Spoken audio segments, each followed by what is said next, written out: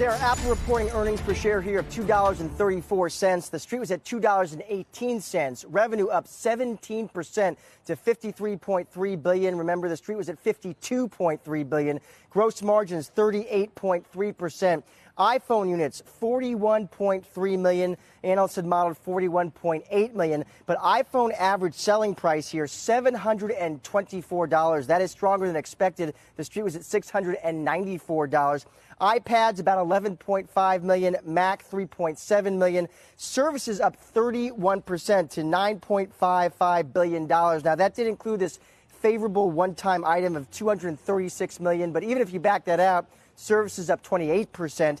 Other products, remember, that includes the watch, up 37% to $3.74 billion.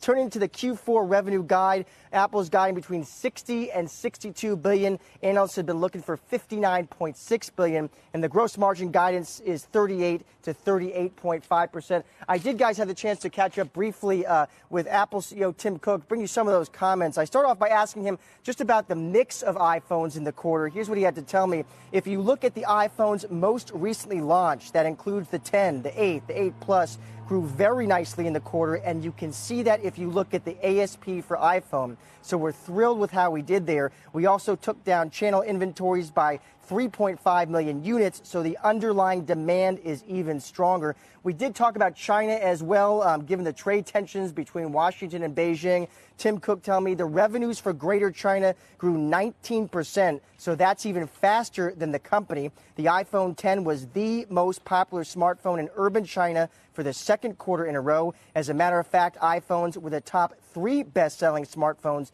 in urban China. I also did ask Cook about his conversations with President Trump, the conversations they have about these trade tensions. Cook saying, I have found him to listen to mine, meaning his views, and that doesn't mean that he always agrees by any means. You can see a whole lot of things we have different views on. Cook telling me he'll have more to say about these trade tensions when that conference call kicks off at 5 p.m. Eastern. Guys, back to you.